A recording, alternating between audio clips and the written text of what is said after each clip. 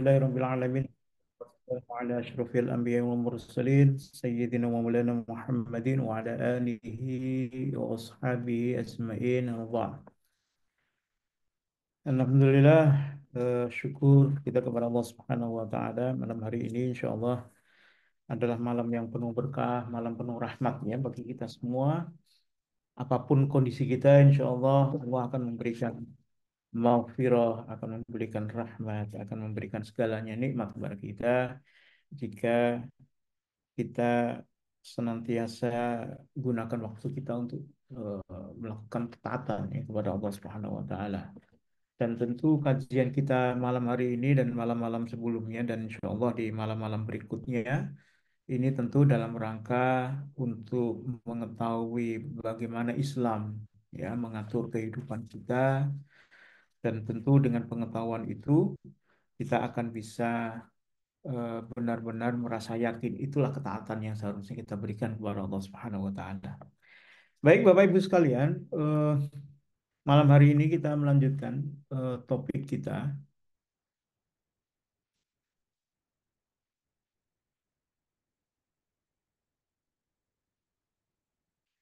Eh, Pembahasan kalau di judul itu hukum seputar ketenagakerjaan Ustadz ya. Ini saya sedikit pembahasan yang lain agar mungkin bisa menjadi kerangka dan menjadi batasan pembahasan kita. Karena kalau kita bicara tentang ketenagakerjaan atau bicara tentang pekerja itu cakupannya luas sekali ya. Eh, di dalam kajian-kajian kita yang lain juga banyak kitab yang membahas tentang itu dengan sudut pandang yang berbeda-beda.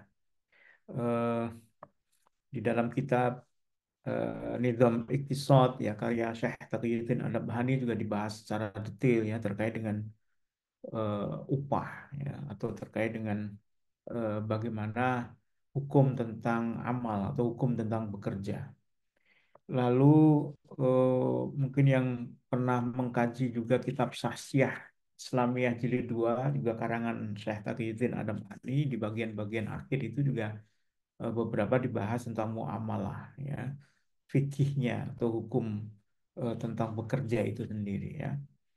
Lalu mungkin di kitab-kitab yang lain juga ada ya disinggung sedikit. Nah, yang menarik di dalam kitab As-Siyasah Al-Tersedia Al-Musla ini ya, karya Syekh Abdurrahman Al-Maliki ini mengambil sudut pandang yang berbeda ketika kita bahas tentang politik ketenagakerjaan atau bicara tentang bekerja. Dan meskipun sebenarnya di kitab-kitab yang lain sempat disinggung, tetapi di dalam kitab ini dibahas lebih mendalam dengan perspektif yang lain ya, perspektif politik ekonomi ya, politik ketenagakerjaan, sehingga insya Allah mungkin kita akan bisa mendapatkan gambaran kenapa di dalam kitab Nizam Iktisad karya Syekh Taqiyuddin An-Nabhani itu dikritik ya terkait dengan kalau bagian awal mukadimah itu kritik tentang nilai ya value ini itu ya value baik itu barang maupun jasa. Lalu di bagian ketika bahas tentang tenaga kerja juga sedikit ada kritik terkait dengan UMR. Saya masih ingat ya, upah minimum regional yang itu ternyata bertentangan dengan politik ya ekonomi di dalam Islam. Nah, ini kita coba kupas di dalam kitab ini eh, diberikan beberapa hal mendasar gitu ya, sehingga kita bisa secara realitas maupun nanti secara hukum Islam kita bisa menyanggah ya berargumentasi bahwa model ketenagakerjaan yang sekarang berlaku baik kapitalisme maupun sosialisme itu model ketenagakerjaan yang eh, tidak sesuai dengan apa yang diinginkan oleh Islam. Baik, jadi Bapak Ibu sekalian, ini sebagai kelanjutan dari topik kita eh, beberapa minggu yang lalu, kita sudah membahas tiga hal di atasnya. Kalau ketika kita membahas tentang sumber-sumber ekonomi, ada empat sumber ekonomi utama di dalam Islam, ya. Eh, Tentu ini hasil istihad Syekh Abdurrahman Al-Maliki, ya. Kalau kita compare dengan teori-teori yang lain, teori-teori kekinian termasuk teori-teori barat, ya bisa saja ya Karena ini kan bicara tentang sektor. Ya, kalau Bapak Ibu banyak berkecimpung di dunia usaha misalnya, itu sektor-sektor usaha sekarang berkembang kan sampai 18 atau 19 sektor ya. Pertanian aja dibagi-bagi begitu ya, kehutanan, kemudian juga sektor perdagangan, sektor jasa dan sebagainya. Namun kalau kita sederhanakan dalam bahasan filosofis ya, maka kita sebenarnya mendapatkan empat sumber utama ketika seseorang itu bisa melakukan aktivitas ekonomi. Yang pertama kan kita sudah bahas tentang pertanian. Kita tahu pertanian ini basisnya adalah tanah. Ya, maka hukum-hukum syariah yang berkaitan dengan pertanian itu adalah hukum-hukum tentang pertanahan atau ahkamul aroli ya. Kita sudah bahas itu. Lalu perdagangan atau jual beli itu banyak berbicara tentang pertukaran barang kan gitu ya. Barang yang satu ditukar dengan barang yang lain. Ya, maka muncullah ahkamul bai ya, hukum-hukum tentang jual beli atau ahkamut tijarah atau hukum-hukum tentang perdagangan. Lalu eh, kita juga sudah bahas industri ya, perindustrian. Ya, perindustrian ini apa yang menjadi basis transaksinya yaitu value added kan gitu, nilai tambah dari barang yang satu berubah menjadi barang yang lain lalu ada nilai tambahnya dijual dengan harga yang lebih tinggi kan itu ya. Lalu ada yang ini sekarang akan kita bahas adalah bekerja, aktivitas bekerja di dalamnya apa yang dipertukarkan atau yang menjadi objek transaksi yakni jasa ya, sektor jasa. Nah, yang menarik begini, ada satu pertanyaan di bagian awal bab ini ketika Syekh Abdurrahman Al-Maliki membahas tentang bekerja atau usaha manusia atau amal manusia, beliau sampaikan apa bedanya amal manusia yang dilakukan di tiga sumber ekonomi awal dengan amal manusia yang dilakukan dalam dunia pekerjaan gitu. Kenapa ini kemudian dibedakan? Padahal kita tahu di dalam pertanian ada amal pasti, nggak mungkin tanah itu tumbuh sendiri sekarang ini ya tanpa diberikan benih, dibasmi hamanya, dikasih pupuk, pengairan dan sebagainya kan gitu ya. Jual beli juga sama, tidak mungkin barang itu melakukan transaksi sendiri ya meskipun sekarang ada teknologi robot misalnya ya ketika transaksi, tapi tetap saja ada amal manusia, ada juhud manusia di situ. Industri juga sama, pasti ada pekerja yang melakukan aktivitas produksi. Lalu apa bedanya dengan bekerja? Kenapa bekerja ini dibahas di dalam bab tersendiri? Nah, kalau kita lihat, ada hal yang berbeda. Kalau usaha yang ada pada pertanian, jual beli industri, ya, hasil amalnya itu digunakan untuk dirinya sendiri. Hasilnya semua untuk dia. Jadi kalau ada petani yang dia bercocok tanam di lahan milik dia, maka seluruh hasilnya itu adalah milik dia. Nggak ada namanya gaji, upah, ya jasa misalnya. Nggak mungkin petani itu bilang saya harus dibayar. Ya, demikian pula jual beli. Jual beli juga penjual itu atau pembeli itu tidak mengatakan saya harus dibayar, digaji atas aktivitas jual beli yang dia lakukan.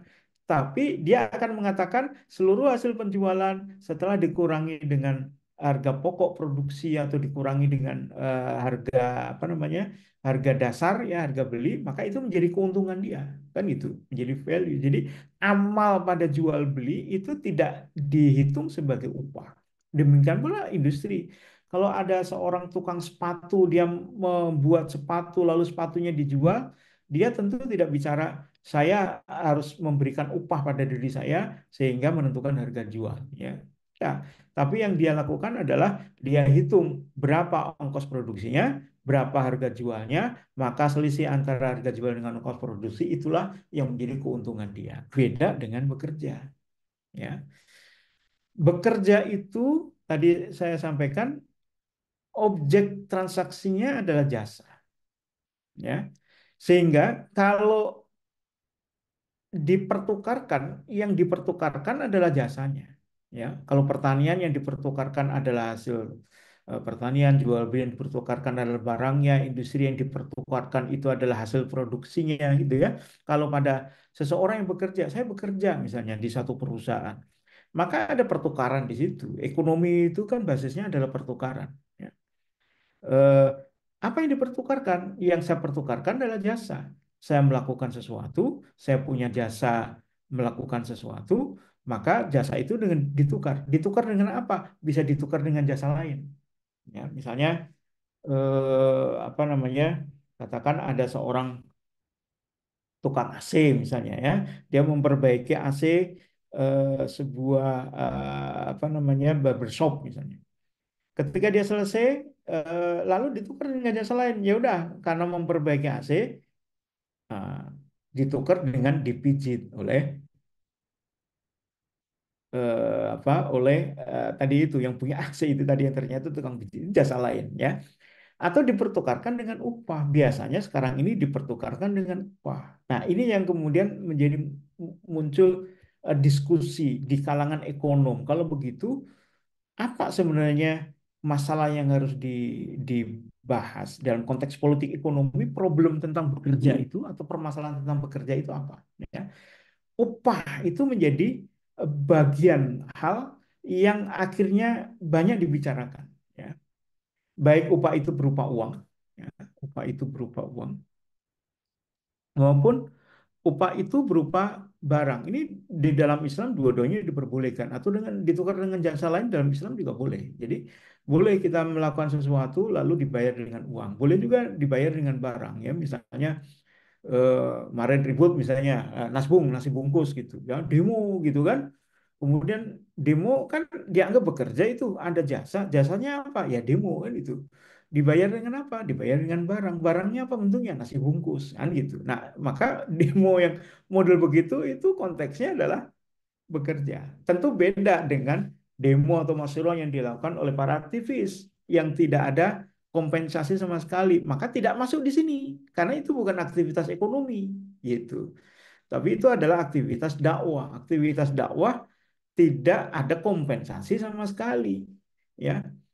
Nah, terus apa bedanya yang lain kalau amal yang dilakukan pada tiga sektor utama ini hasil amal yang itu diri sendiri pada bekerja hasilnya itu dinikmati orang lain.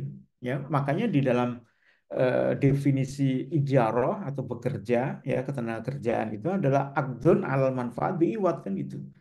Akad dengan objeknya itu adalah manfaat atau jasa dengan upah ada kompensasi di sini ya kompensasinya berupa upah bisa uang bisa barang ya jadi ini filosofi dasar ya kenapa kemudian bekerja itu tidak kita masukkan di dalam tiga sumber ekonomi yang lain ini menjadi sesuatu yang berbeda mungkin Bapak Ibu masih ingat kita belajar tentang mengantar ilmu ekonomi misalnya ya ekonomi mikro maupun ekonomi makro kan selalu disebutkan ada dua sisi kan rumah tangga dengan produsen ini gitu ya produsen itu menyediakan barang dan jasa lalu rumah tangga menyediakan faktor-faktor produksi.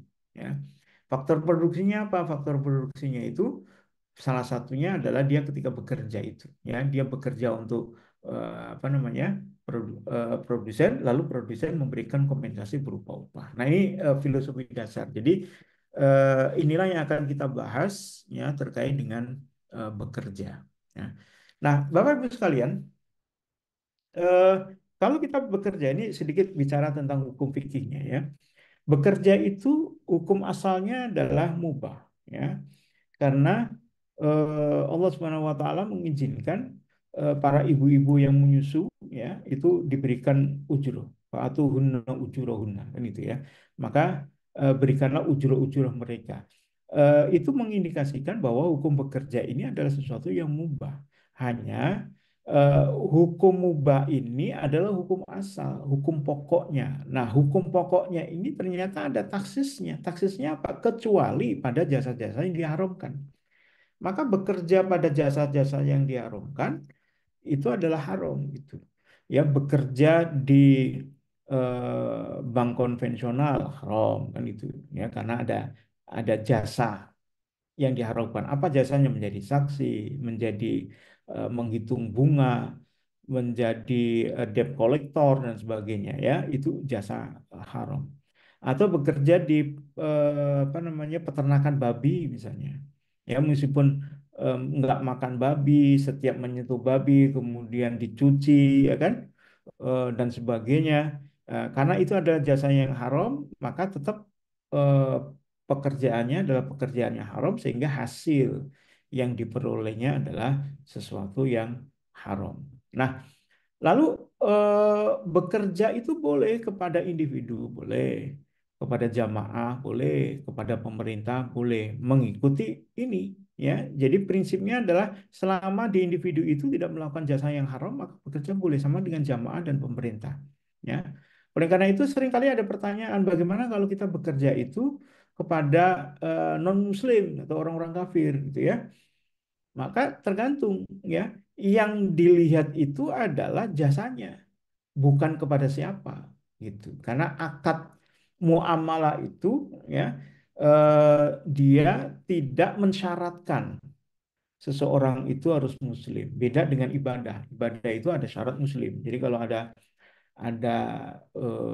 apa namanya, haji misalnya, maka eh, orang yang badal haji, ya, karena disyaratkan itu muslim, maka tidak boleh membadali itu orang kafir itu, ya, apalagi orang musyrik, karena orang musyrik tidak boleh masuk ke Mekah gitu ya.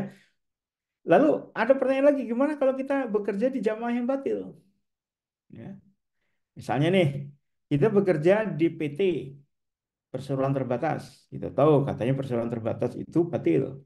Kita bekerja di koperasi, kita tahu katanya koperasi itu koperasi yang batil. Kita bekerja di, misalnya nih, misal bekerja di administrasi gereja misalnya. Nah, itu gimana nih? Ini kan kita sebut ya jamaah batil lah gitu ya, jamaah orang-orang kafir atau orang Nasrani itu kan batil, ya. Maka ini kita kembalikan ke sini, ke jasa ini, ya. Selama jasanya itu adalah jasa yang mubah, maka bekerja kepada muslim kafir atau jamaah-jamaah batil itu diperbolehkan, ya. Tapi kalau jasanya itu haram, maka meskipun kita bekerja pada seorang muslim, maka aktivitas bekerja kita adalah aktivitas yang diharamkan. Ini sedikit fikih ya, untuk mengingatkan kembali bahwa eh, ketika bicara bekerja, maka eh, ada hukum seperti ini. Lalu pertanyaannya begini, kenapa kalau kita bicara tentang politik ekonomi Islam tidak membahas tentang fikih di sini? Ini tuh ya. Kalau kita bicara di kitab ini ya, kitab Syekh Abdurrahman Al-Maliki ini, itu tidak dibahas tentang hukum fikih ini. Kenapa begitu? Karena asumsinya kita bicara di dalam sistem ekonomi Islam, gitu ya. Di dalam sistem ekonomi Islam tidak mungkin ada jasa haram yang boleh beroperasi di situ. Ya, maka dengan kata lain, yang kita bicarakan sekarang ini adalah pada sebuah sistem yang aktivitas muamalahnya ini antara individu dengan individu yang lain ini sebenarnya sudah halal, sudah boleh, ya, diperbolehkan. Nah, ketika ini boleh, kalau begitu persoalannya apa gitu, ya? Persoalannya apa? Ini kita lihat sekarang. Apa yang sebenarnya menjadi persoalan di dalam politik ketenagakerjaan, ya? Eh, Kalau jasa dan sebagainya ini adalah persoalan tentang fikih, ya, persoalan tentang hukumnya, ya, hukum Islamnya. Nah, sekarang di dalam konteks politik ekonomi apa persoalannya? Ya. Jadi begini, Bapak Ibu sekalian, eh, kalau kita lihat secara sejarah peradaban manusia, manusia itu kan awalnya dia tidak boleh dibilang bekerja untuk dirinya atau mungkin tidak bekerja, nggak ada pertanian, nggak ada berburu, ya kan? Makanya dulu kan masih ingat ada namanya peradaban nomaden gitu ya, berpindah-pindah di situ. Ya, di mana ada sumber daya, maka disitulah mereka akan datang di situ. Lalu ada masa berburu dan meramu. Lalu ada masa bercocok tanam dan seterusnya. Nah, ini bekerja untuk dirinya. Ketika dia menghasilkan barang, maka barang itu bisa jadi dia konsumsi, tapi tentu lebih banyak akan dipertukarkan kepada yang lain karena tidak mungkin di masa spesialisasi sekarang ini orang menghasilkan barang yang dia gunakan semua. Spesialisasi kan begitu. Menjadi petani aja, menjadi petani nggak mungkin seluruh hasil padi yang dipanen dia akan gunakan semua atau konsumsi semua. Pasti dipertukarkan. Lalu ada orang yang bekerja untuk orang lain, maka ada jasa di sini. Nah, jasa ini juga dipertukarkan. Nah, kalau kita mengacu kepada hukum atau kepada perilaku ekonomi barter atau perilaku ekonomi pasar barang, maka ketika barang yang satu dipertukarkan dengan barang yang lain, Kan itu membutuhkan keadilan kan gitu. Ya, misalnya nih ada orang punya kopi ya 1 kilo, lalu orang lain punya beras. Ya, pertanyaannya ketika orang punya kopi 1 kilo ini tukar dengan beras, dapatnya berapa? Nah, untuk bisa mendapatkan berapa dapatnya, maka butuh standar. Ya, standar di dalam pertukaran barang itulah yang sering disebut dengan harga karena sekarang ini standarisasi menggunakan uang lebih mudah. Ya, misalnya 1 kilogram kopi harganya 50.000, 1 kilogram beras harganya katakan 20.000. Oh, berarti ketika dipertukarkan 1 kilogram kopi akan mendapat 2,5 kilogram beras misalnya. Nah, itu konversinya namanya harga. Nah, yang menarik sekarang gimana kalau jasa? Jasa ketika dipertukarkan itulah yang namanya upah gitu. Ya. Jadi ada harga, ada upah. Nah, pertanyaannya mendasar begini. Pertanyaan mendasar adalah kalau harga itu jelas di dalam teori-teori ekonomi terkait dengan teori harga itu jelas, ya, bahwa harga itu ditetapkan di pasar, kan, pasar barang kan gitu ya. Nah, sekarang ketika pasar tenaga kerja itu ada, kemudian muncul diskusi kalau gitu upah ini standarnya apa ya? Gimana cara menentukan upah? Ya. Maka itulah di dalam kitab ini disebut masalah politik ketenagakerjaan itu berkisar pada bagaimana menetapkan standar upah. Ya, ya misalnya kalau harga nih barang, ya menurut Bapak Ibu, ya, gimana cara menentukan nilai tukar atau harga itu? Ya. Maka muncul teori kan supply and demand kan gitu ya.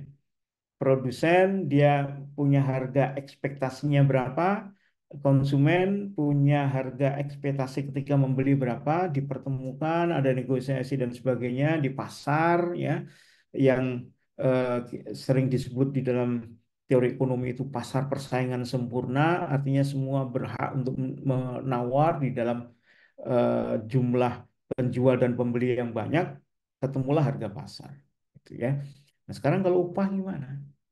Ya, apakah upah itu juga apa namanya ditentukan oleh mekanisme pasar? Ya, itu pertanyaan-pertanyaan pertamanya begitu. Atau yang kedua, nah ini yang menjadi diskusi, polemik panjang sekali di filosof-filosof ekonomi. Apakah upah itu terkait dengan harga? Gitu ya. Eh, Bapak Ibu yang sudah pernah mengkaji nizam iktisad, ya, fil Islam di bagian awal itu Mukodimah itu dibahas tentang bagaimana nilai value ya dan apa itu exchange value nilai tukar gitu ya dibahas di situ bagaimana rapuhnya pandangan Barat ya ketika membicarakan tentang nilai tukar di situ ya. Apalagi sosialis gitu sosialis itu kan dia memiliki pandangan bahwa upah itu harus sesuai dengan harga ya ditentukan oleh harga barang gitu kalau harga barang yang diproduksi itu tinggi, maka seharusnya upahnya tinggi. Kalau harganya rendah, maka upahnya rendah. Ya, maka kita sering mendengarkan para aktivis buruh itu, ya mereka bilang eh, bahwa buruh itu dieksploitasi oleh produsen. Ya. Kalau dalam bahasa ekonominya itu disebut sebagai surplus labor, gitu ya. Eh, apa surplusnya para pekerja yang itu dinikmati oleh para pengusaha. Misalnya harga barangnya itu katakan 20.000. Lalu eh, apa bahan mentahnya itu misalnya harganya 10.000. Menurut mereka orang-orang sosialis ini upah untuk pekerja yang membuat produk 20.000 tadi mestinya 10.000. Selisih itu 20.000 dikurangi 10.000, selisihnya menjadi 10.000. Nah, ini kan menjadi kacau gitu. Akhirnya mereka menganggap orang-orang yang bekerja di penambangan emas mestinya gajinya lebih tinggi dibandingkan dengan orang-orang yang bekerja di katakan di apa namanya di eh, bangunan misalnya properti. Ya kenapa? Karena nilai emas itu jauh lebih tinggi dibandingkan dengan nilai rumah ya per unit beratnya misalnya ya. Nah, ini yang kemudian menjadi polemik itu perdebatan. Kalau gitu gimana cara menentukan upah itu yang benar seperti apa? Apakah upah itu harus mengikuti harga gitu kan atau terpaut dengan harga ataukah upah itu sesuatu yang berbeda dengan standar yang berbeda ya. Nah, karenanya sekali lagi kita akan menganggap bahwa kalau kita bicara tentang politik ketenagakerjaan, permasalahan pertama yang harus diselesaikan atau yang harus dibicarakan itu adalah bagaimana menetapkan standar upah. Baik, Bapak Ibu sekalian, ya. Jadi tadi kita sampaikan ada yang berpendapat bahwa standar upah itu mengikuti harga barang, ya, atau mengikuti nilai dari barang yang diproduksi. Nah, Islam tidak pernah mengarahkan ketika seseorang bekerja lalu digaji itu mengikuti itu. Nggak ada hadis-hadis atau dalil-dalil yang menunjukkan bahwa upah itu harus diberikan kepada pekerja mengikuti nilai dari barang yang diproduksi. Ya, tidak ada di situ. Ya. Eh, Bahkan kita banyak menemukan upah di pekerjaan ini macam-macam gitu, ya kan? Kadang-kadang di pekerjaan yang sama upahnya lebih tinggi, kan gitu. Di pekerjaan berbeda dengan apa namanya dengan beban kerja yang sedikit, ternyata upahnya tinggi dan itu diperbolehkan oleh Islam. Nah, mari kita lihat ya kenapa harga barang itu tidak bisa dijadikan sebagai standar upah. Ya, tadi yang dimaksud dengan standar upah menggunakan harga barang itu tadi, ketika harga naik, ya kan, maka upah menjadi naik. Harga turun, upah menjadi turun. Nah, sekarang kita lihat nih realitasnya saja, ya. Kenapa upah itu tidak boleh begitu? Ya, realitasnya begini, harga itu pada dasarnya berbeda dengan upah. Ya. Tidak bisa kita berlakukan umum bahwa upah itu mengikuti harga barang. Ya, contohnya. Kalau para pengrajin, dia membuat sepatu misalnya, ya, lalu diberikan upah. Memang betul, majikan yang memberikan upah pasti dia akan memperkirakan kalau dia buat sepatu, ya harga bahan bakunya sekian, lalu harga jualnya sekian, maka dia akan berpikir pasti upahnya itu tidak mungkin melebihi dari harga jual. Itu dikurangi dengan harga barang, gitu ya. Pasti eh, strukturnya adalah harga jual itu harus sama dengan harga bahan dasar, ya kan, bahan baku ditambah dengan upah pekerja, ditambah dengan keuntungan pengusaha atau produsen, ya. Kan gitu ya. Perhitungan dasarnya kan begitu. Berarti upah itu bisa saja dihitung, ya. Tetapi kenyataannya ternyata nggak semua upah itu dihitung berdasarkan ini. Ya contohnya apa? Dokter. Dokter itu kompensasinya bukan atas barang, karena dokter tidak memproduksi barang. Andai upah itu harus didasarkan kepada barang yang diproduksi, harusnya dokter itu nggak dapat upah, karena nggak ada produksi sama sekali, gitu. Sehingga pertanyaan besarnya adalah, kalau begitu, upah itu kompensasi atas apa? Kalau kita katakan upah itu kompensasi atas harga barang yang diproduksi, berarti salah.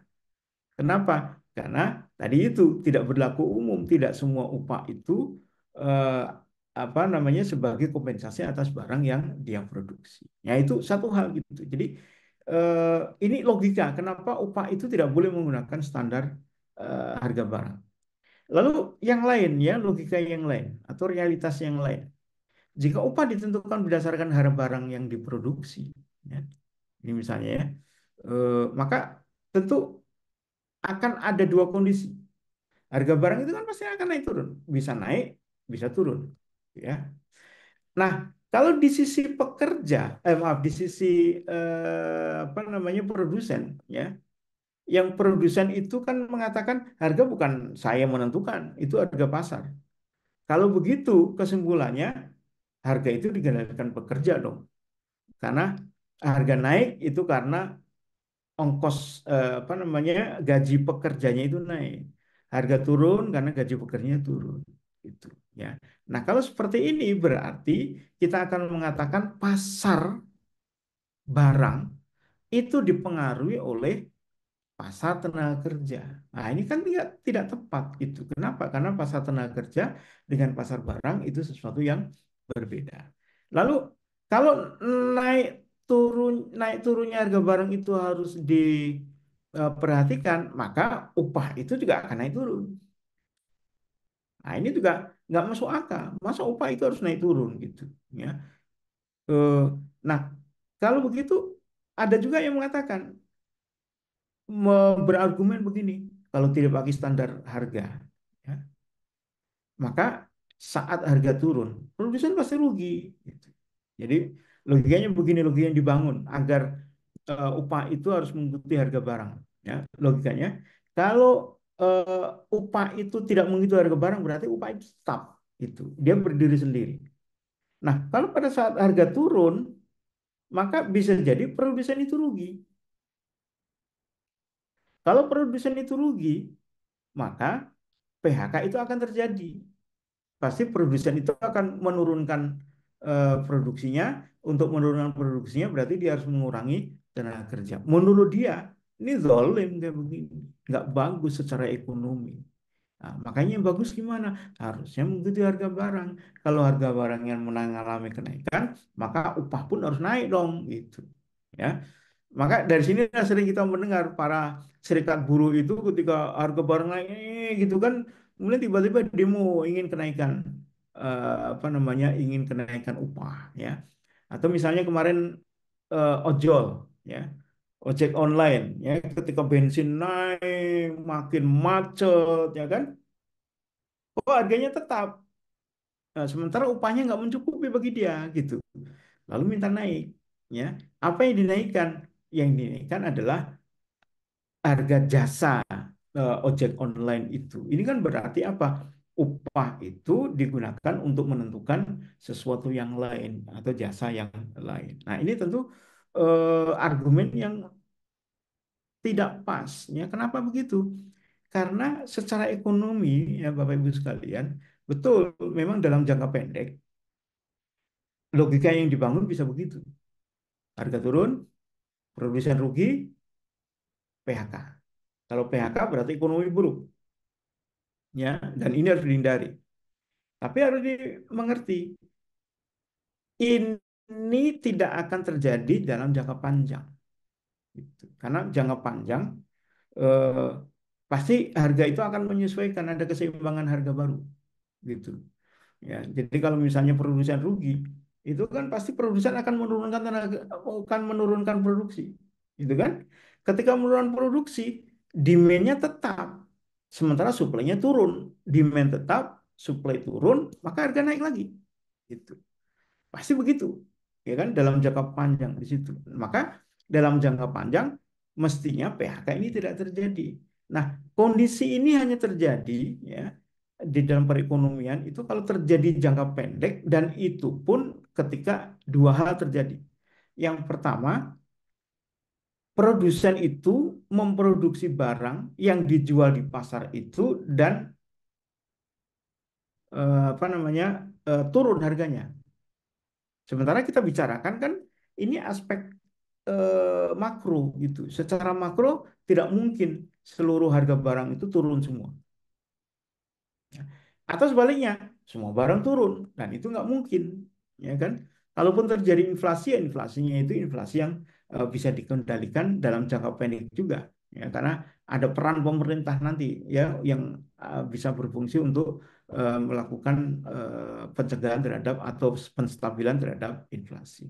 Jadi Bapak Ibu sekalian, secara realitas kita bisa menyimpulkan apa yang dilakukan teori-teori yang diberikan oleh orang-orang Barat maupun sosialis yang mengatakan bahwa eh, upah itu ya itu harus dikaitkan dengan harga barang atau dikaitkan dengan pasar barang. Nah, ini sesuatu yang secara realitas tidak tidak bisa, dan Islam melarang itu dilakukan, mematok di situ ya. Sehingga upah itu akan mengikuti apa namanya akan mengikuti fluktuasi dari ekonomi ya, nggak boleh begitu. Masa upah dia naik turun gitu ya, misalnya kalau ditanya berapa upahnya ya, nanti kita lihat harganya berapa misalnya, kemudian dikontrak ya, kontraknya berbunyi adalah jika harga barang ya pada kisaran 15.000 rupiah per satuan, gajinya sekian. Jika harga naik 10%, maka gaji naik 2%. Kalau harga turun 10%, maka gaji turun 2%. Kan secara akad itu kan nggak boleh kayak begitu. Ya. Akad itu kan harus fix. Nggak boleh mengambang kan gitu. Itu yang disebut dengan gharar kan gitu. Nggak jelas, nggak pasti berapa yang dia peroleh. Ya, tergantung dari sesuatu yang itu di luar kemampuan atau di luar pengaruh dari para karyawan. Nah, sehingga inilah yang akan kita jadikan sebagai kritik yang ini memperjelas bahasan yang ada di dalam nizam iktisad fil Islam ya, ketika bicara tentang bagaimana kapitalis dan sosialis itu menetapkan upah ya. Di dalam kapitalis dikenal ada namanya upah wajar, natural wage ya, upah wajar ya. Apa maknanya? Upah itu ditentukan berdasarkan beban hidup ya, atau berdasarkan standar hidup ya. Ya, maka muncullah konsep UMR atau UMP ya, atau apa namanya UMK ya gitu. Dan konsep ini kemudian seolah-olah mengikat itu, tidak boleh memberikan gaji di bawah itu. Atau pertanyaannya adalah kenapa kemudian di dalam penetapan UMR ini setiap daerah beda-beda UMR-nya. Jakarta kenapa kerjaannya sama, ya kan? Sama-sama di bidang properti. Kenapa UMR di Jakarta beda dengan UMR di misalnya di mana lah, di desa misalnya di Sukabumi misalnya, ya. Eh, dengan ada UMR itu misalnya, oh kalau begitu tukang di Jakarta itu gajinya minimal sehari misalnya 200.000. Kalau di Sukabumi gajinya itu 60.000 misalnya. Ya, pertanyaannya kenapa berbeda? Itu ya. Kalau perbedaannya itu adalah karena memang hukum persaingan di dalam pasar tenaga kerja, itu sah-sah saja. Tapi kalau perbedaan itu disebabkan karena kebijakan ya yang menetapkan harga dasar atau harga atap, maka ini sesuatu yang diharamkan oleh Allah Subhanahu wa taala. Maka konsep UMR ini menjadi konsep yang tidak tepat. Karena tadi tadi kalau bicara tentang upah ditentukan berdasar biaya hidup, kan berarti upah itu ditentukan berdasarkan berapa harga barang-barang di wilayah itu kan itu. Dihitunglah itu. Untuk hidup minimum itu dibutuhkan apa? Makan. Nah, nasinya berapa kalori? Kemudian ikannya berapa? Atau lauk pauknya berapa? Untuk biaya sekarang muncul kan biaya air aqua misalnya kan gitu. Ya, dulu nggak pernah ada itu. Ya, muncul kemudian biaya untuk apa namanya potong rambut misalnya, biaya untuk make up ya, dihitung itu berdasarkan berapa harga di wilayah itu. Maka ketemulah UMR. Itu kan berarti mematok gaji itu berdasarkan kebutuhan itu. Nah, ini tidak bisa diterima. Kenapa? Secara realitas itu enggak wajar, ya. Kemudian kedua, secara syar'i sebenarnya tidak ada kewajiban bagi seorang produsen itu untuk memenuhi kebutuhan minimum pekerja, ya. Misalnya nih, pekerja itu ya memang kemampuan segitu-gitu aja. Mohon maaf, misalnya hanya bisa nyapu saja, gitu. Nggak bisa yang lain. Nah, apakah kemudian harus dipaksakan juga dengan upah yang setara dengan UMR itu? Kan itu menjadi pertanyaan-pertanyaan ketika kita bicara tentang model pengupahan di dalam kapitalis. Ya, beda lagi dengan sosialis tadi yang kita sebutkan. Di dalam sosialis itu memiliki prinsip kontribusi pekerja itu sesuai kemampuan. Nah, tetapi kompensasi sesuai dengan pekerjaannya. Maksudnya apa? Sesuai dengan jenis pekerjaan itu. Kalau pekerjaannya itu menghasilkan produk yang harganya tinggi, maka dia kompensasinya lebih tinggi dibandingkan yang produknya lebih rendah. Menurut sosialis, ya. Nah, akhirnya mereka mengatakan begini, jika upah itu tidak sesuai harga, ya, maka ini zalim ini. Yang tadi kita sebut dengan apa namanya surplus labor tadi, ya, ada keuntungan yang diambil oleh eh, produsen atau diambil oleh majikan yang menurut mereka ini kezaliman, ini sesuatu yang harus dilawan. Jadi berdasarkan teori dan realitas realitas tentang upah tadi, bahwa upah itu sesuatu yang berbeda dengan harga, maka kita bisa menyanggah ya bahwa teori yang dikemukakan oleh kapitalis maupun teori-teori yang dikemukakan oleh sosialis, ya, kalau boleh kita sebut sekarang kapitalis itu adalah teori yang disebut yang dikemukakan oleh neoliberal, ya.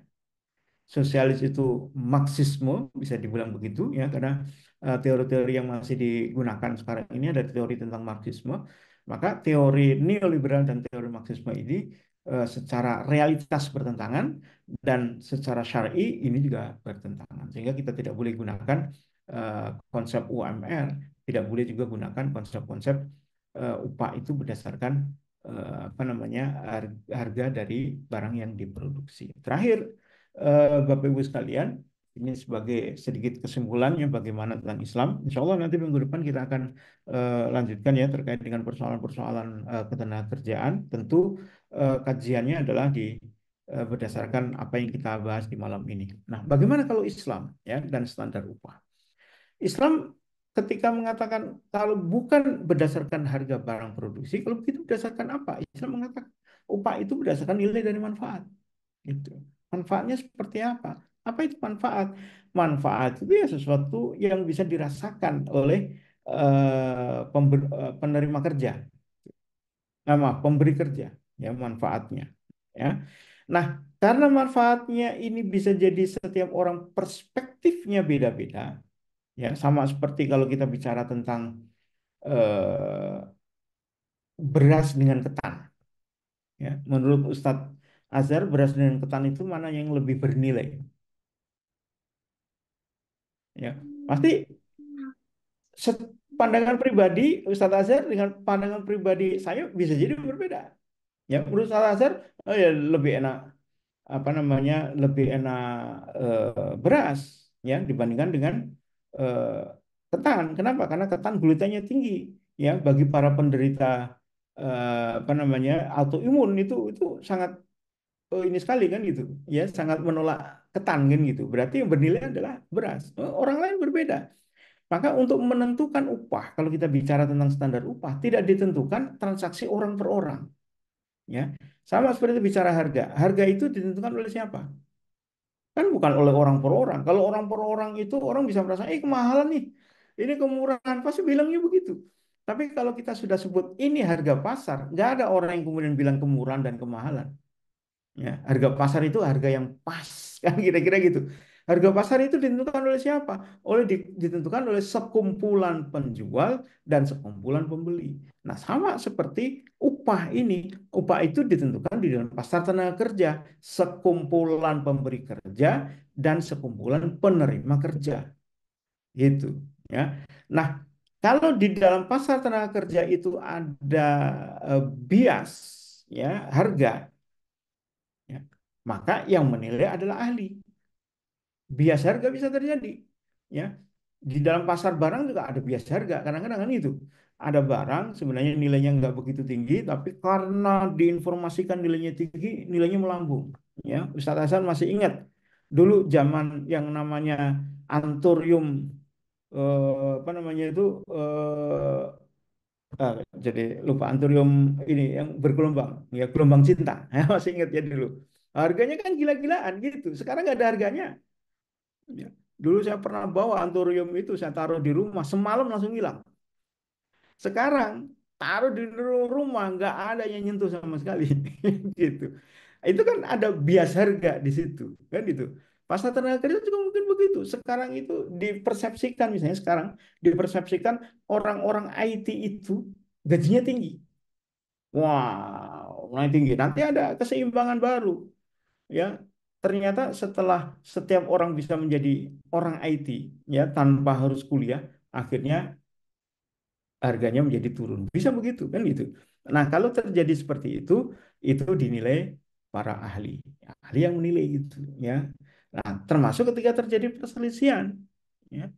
Misalnya kita minta tukang, ya, untuk betulin, karena kita tahu pompa air itu mungkin dibetulinya cuma sejam 2 jam gitu kan masangnya. Eh, Lalu ketika kita minta, kita nggak pernah ngomong sama sekali berapa harganya, berapa upahnya. Nah, lalu kita buat kesimpulan sendiri kalau sehari 8 jam itu upahnya 200.000. Nah, ini kan cuma 2 jam, berarti seperempatnya. Kasihlah 50.000 gitu. Kasih 50.000. Tukangnya marah kan gitu. Iya Pak, memang 2 jam, tapi kan saya harus mengalokasikan waktu sehari. Salah Bapak, kenapa tidak menggunakan saya selama sehari? Kan gitu kira-kira ya. Jadilah perselisihan. Ketika terjadi perselisihan, ahli itu yang menentukan berdasarkan apa? Berdasarkan ajr misal, gitu, upah semisal. Yang ini dikiaskan dengan mahar misal gitu. Ketika ada apa namanya mempelai suami istri, ya, dia dinikahkan, lupa nyebut berapa maharnya gitu.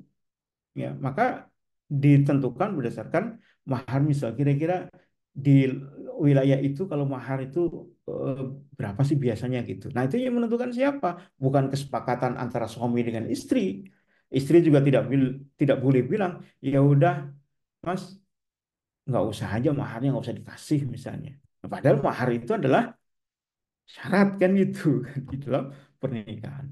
Lalu ada juga di dalam kejadian sehari-hari, ya, eh, dunia kerja, bahwa gaji itu otomatis naik setiap tahun. Ini juga ditentang di dalam Islam. Ya. Dasarnya apa? Dasarnya adalah akad itu berlaku pada periode tertentu. Karena akad ijarah itu pasti ada jangka waktunya. Tidak mungkin akad ijarah itu adalah seterusnya. Jadi kalau Bapak Ibu misalnya mempekerjakan karyawan misalnya, ya, disampaikan upahnya itu 1 bulan 5 juta. Sebenarnya akad itu menunjukkan akadnya itu 1 bulan saja 5 juta. Lalu bulan berikutnya gimana?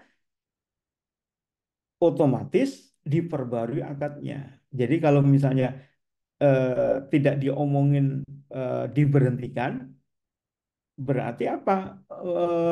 Akadnya itu dilanjutkan, diulang lagi gitu. Dengan periode yang sama, dengan gaji yang sama. Jadi tidak ada yang namanya kesepakatan di dalam kontrak gaji itu dikatakan nanti upahnya naik ya berkala ya, setiap tahun naik. Ya. Naiknya berapa? 10%. Itu ditulis di dalam kontrak akad. Maka kontrak akadnya semacam itu, syaratnya semacam itu batil. Kenapa? Karena itu memperjanjikan pada akad yang akan datang. Yang akad itu tidak pernah dilakukan sebenarnya, kan akan datang. Jadi gimana sebenarnya konteks kalau terjadi kenaikan gaji? Maka yang pertama adalah kenaikan gaji itu menjadi kesepakatan kedua belah pihak. Ketika berulang tadi itu, misalnya 1 bulan selesai, bulan berikutnya kemudian ditawarin, masih mau kerja lagi nggak, misalnya kan bisa begitu, gajinya saya naikin deh 10%. Nah, itu tawaran dari pemberi kerja, atau tawaran dari penerima kerja mengatakan, Pak Bu, kalau gaji saya nggak naik 10%, saya berhenti gitu, ya.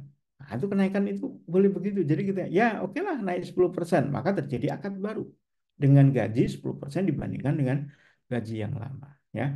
Jadi Bapak Ibu sekalian, sebenarnya ada hal yang tidak tepat yang bisa kita bilang di sini. Perilaku kita pemberian gaji, misalnya di PNS selalu diberikan kenaikan gaji berkala, ya, yang itu diperjanjikan. Kalau tidak diperjanjikan boleh, misalnya begini.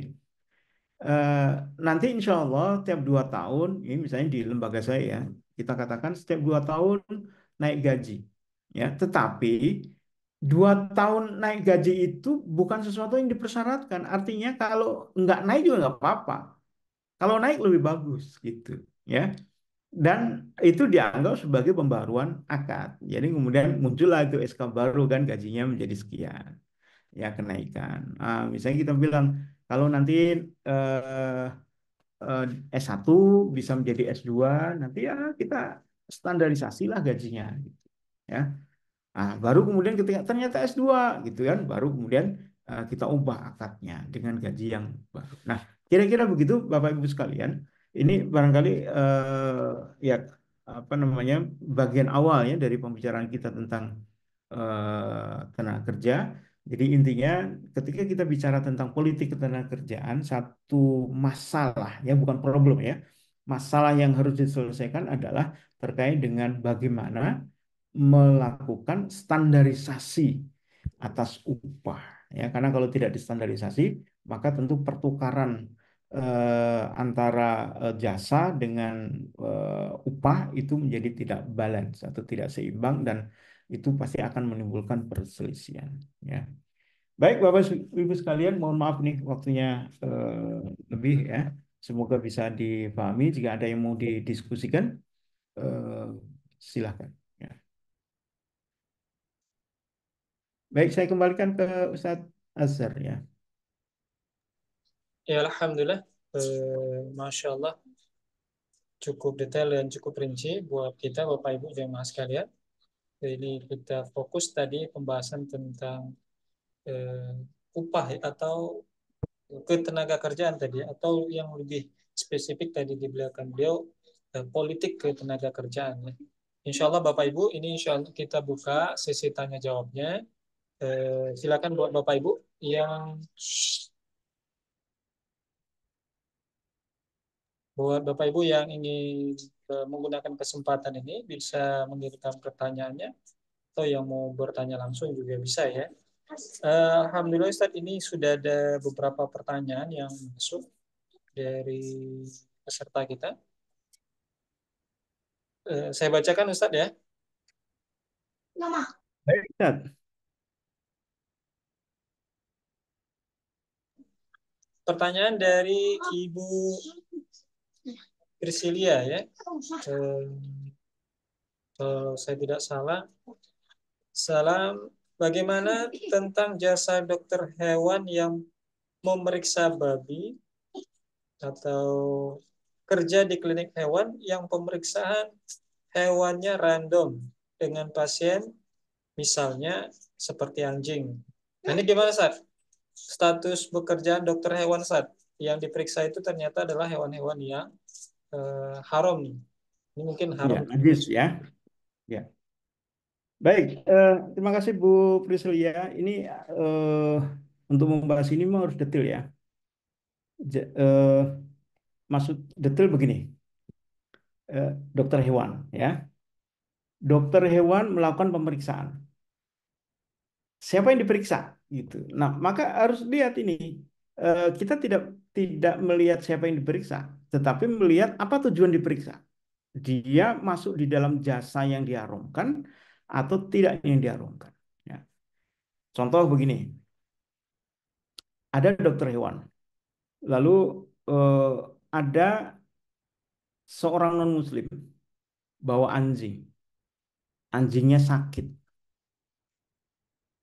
lalu diminta diobati, dok, minta tolong diobati. Pertanyaannya, mengobati anjing yang sakit itu hukumnya apa? Itu. Nah, itu jasanya di situ. Nah, ada dua hal yang berbeda di situ ya. Satu, memang mengobatinya anjing. Yang kedua, anjing itu digunakan untuk apa? Ya, anjing itu dipelihara. Pertanyaannya, memelihara anjing boleh atau tidak? Boleh, kan itu. Berarti memeliharanya boleh, maka memfasilitasi orang agar bisa memelihara hewan yang diharamkan dalam Islam dengan baik itu pun boleh. Paham maksud saya ya? Jadi ada anjing sakit nih. Anjing sakit ini minta diobatin. Agar apa diobatin? Agar anjing itu bisa dipelihara dengan baik. Sementara hukum memeliharanya itu boleh. Maka mengobati anjing yang sakit itu berada dalam wilayah jasa yang diperbolehkan. Gitu ya. Tapi hukum tentang najisnya tetap ya. Jadi habis memeriksa ya harus disucikan apa namanya najisnya, baik tangan, mungkin badan dokter tadi, mungkin peralatannya, jangan sampai peralatan itu digunakan untuk yang lain sebelum di apa namanya sebelum di ini sebelum digunakan. Nah itu satu hal. Hal ini berbeda kalau tadi babi. Asumsi saya kalau babi itu dipelihara untuk dimakan, peternakan kan gitu. Usaha peternakan haram. Lalu kita sebagai dokter hewan memeriksa babi agar peternakannya itu menjadi bagus. Maka itu terkena hukum al-wasilatu ilal haram haram. Wasilah yang mendukung atau yang membantu kepada sesuatu yang haram, maka haram. Ya, menernakkan babi haram. Maka kita menolong peternak babi agar babinya tidak terkena apa namanya itu penyakit kuku ya, atau mungkin flu babi misalnya ya, atau penyakit apa agar itu sehat babinya bisa dijual dengan bagus, peternakan lebih untung dan sebagainya. Nah, itu diharamkan. Jadi harus lihat konteksnya seperti apa. Sama-sama babi. Nah, mungkin pertanyaannya nanti begini, Ustaz, bagaimana kalau babi itu pelihara gitu? Ya. Nah, kalau saya jawabannya nggak usah mengada-ada dulu, ya, karena jarang ada orang memelihara babi untuk dipelihara sebagai apa namanya binatang peliharaan. Ya, memang pernah kalau di YouTube kita pernah dengar kan ada satu dua keluarga itu memelihara babi di rumahnya gitu. Tapi itu sangat jarang. Ya, maksudnya ya yang pertama ya jangan mengandai dulu. Kalaupun mengandai-andai, ya apa yang dilakukan? Nah, kalau itu syubhat tinggalkan aja. Gini kira-kira gitu. Ya, kita berdoa semoga tidak terkena apa namanya, tidak dimintai orang untuk itu ya. Kira-kira gitulah. Ya kan nggak mungkin tetangga kita memelihara babi lah gitu. Kira-kira gitu Bu Priscilia ya. Jadi harus lihat konteksnya seperti itu. Sama seperti misalnya kita bekerja di rumah makan, ya kan? Lalu diminta untuk masak babi. Babinya itu bukan untuk dimakan yang muslim, tapi non muslim. Gimana hukumnya? Tetap haram. Meskipun yang mengkonsumsi itu adalah non muslim. Kan yang non muslim itu kan boleh dia mengonsumsi babi gitu. Ya itu betul. Tetapi mem- memanfaatkan atau mengolah babi menjadi makanan itu haram hukumnya. Ya, haram bagi seorang muslim memanfaatkan dari barang-barang yang diharamkan itu. Ya. Jual kotoran ayam, jual kotoran apa namanya sapi misalnya itu haram, maka haram pula untuk memanfaatkan itu apalagi untuk dijual gitu. Ya. Itu kira-kira Ustadz Azhar ya terkait dengan dokter hewan di situ. Ya. Ya kalau dokter hewan yang biasa, yang praktek untuk hewan-hewan peliharaan, anjing misalnya ya nggak ada masalah. Tapi insya Allah kalau dokter hewan itu ya kalau yang Muslim dia dikenal sangat taat ya kan, sering sholat jamaah ke masjid, kalau perlu ketika memeriksa pakai peci ya insya Allah terhindar dari masalah-masalah syubhat begini ya kan gitu ya. Orang mau memeriksakan anjing dikenal ini siapa dokternya, haji gitu, ustadz lagi kan gitu ya. Oh, pasti tetangga mau memeriksakan di situ sungkan lah. Kan kira-kira gitu meskipun itu boleh gitu Ustadz ya. Oke, Ustaz. Alhamdulillah. Cukup jelas ya, Bu Firsalia. Ini ada pertanyaan lanjutan dari beliau, Ustaz. Iya, Ini kasuistik. Misalnya seorang pembeli handphone, Ustaz. Lalu kemudian handphone itu rusak. Di Indonesia lazimnya ada dua opsi. Ini beliau coba detailkan kronologisnya. Pertama, klaim perbaikan dengan garansi yang seperti ini kadang ada yang sampai dikirim ke service centernya ya dengan beda iya, regional atau sampai ke luar negeri misalnya Ustaz. Ini contoh saja. Kedua bahwa yang kedua opsi kedua bahwa servis atau ke bengkel HP sih misal atau di satu daerah pelodok misalnya dan sering lebih cepat solusinya atau ini di daerah ya. Kalau melihat ini biasanya basic pendidikan dan profesionalisme berbeda jauh. Nah, ini gimana Ustaz? Dalam pandangan Islam dalam menentukan ini mungkin lebih spesifik ke servisnya Ustaz. Jasa servisnya Ustaz. iya. Jasa servis ini jasa servisnya atau garansinya ya. Jadi karena dua opsinya ini biasanya opsi satu itu kan klaim eh, eh, garansi dari penjual ya. Yang kedua ada garansi tambahan gitu. Apa istilahnya itu? eh eh, masa tambahan, garansi tambahan itu jadi lupa ya. Atau seperti apa? Ini karena sebentar, maksudnya gimana ya dua hal ini kan dua hal seperti dipertentangkan tapi nggak ada pertentangannya gitu. Coba Jadi kita Iya, sebentar. gimana? Iya, untuk apa namanya, ini sebenarnya lazim untuk para WNA yang kemudian datang ke Indonesia, Ustadz. Jadi kalau Mm-mm. misalnya kita itu apa kebanyakan warga negara asing itu surprise ketika datang ke Indonesia, handphonenya rusak, kemudian kayak misalnya bawa iPhone misalnya gitu kan. Nah, Mm-mm. kalau misalnya bawa iPhone kemudian rusak itu mereka akan bawa apa akan milih antara service center yang itu Mm-mm. memang udah dengan apa Ya, namanya ya. Mm-mm. tertera di garansinya itu misalnya atau mereka bawa ke semisal Glodok gitu kan karena Mm-mm. ternyata kok lebih cepat gitu loh di situ jadi makanya mereka gini kok kayaknya lebih guna datang ke Glodok daripada ke service center karena ditambah juga masalah waktu ya dan biaya yang kemudian mungkin juga apa namanya ya karena ketiadaan handphone tadi harus mencari solusi yang lain atau sebagainya kayak gitu. Mm-mm. Jadi kalau misalnya melihat dari hal seperti ini kan otomatis tukang servisnya ini sebenarnya kayak misalnya datang ke Glodok, permasalahannya cuman layar tapi ternyata ada yang lain. Nah, itu pun bisa langsung tersolusikan gitu loh Mm-mm. untuk diurus gitu. Nah, tapi kalau misalnya kita datang ke service center itu satu persatu tuh harus diurus gitu. Nah, ini yang seperti ini bagaimana dalam sistem adilnya Islam? Karena pasti pendidikan beda jauh, profesionalisme juga apa berbeda. Nah, itu Ustadz yang masih rancu gitu loh. Jadi begini, prinsip dasarnya begini, Ibu. Yang pertama, kalau bicara tentang barang yang dibeli, ya, barang yang dibeli itu hak sepenuhnya oleh pembeli, ya.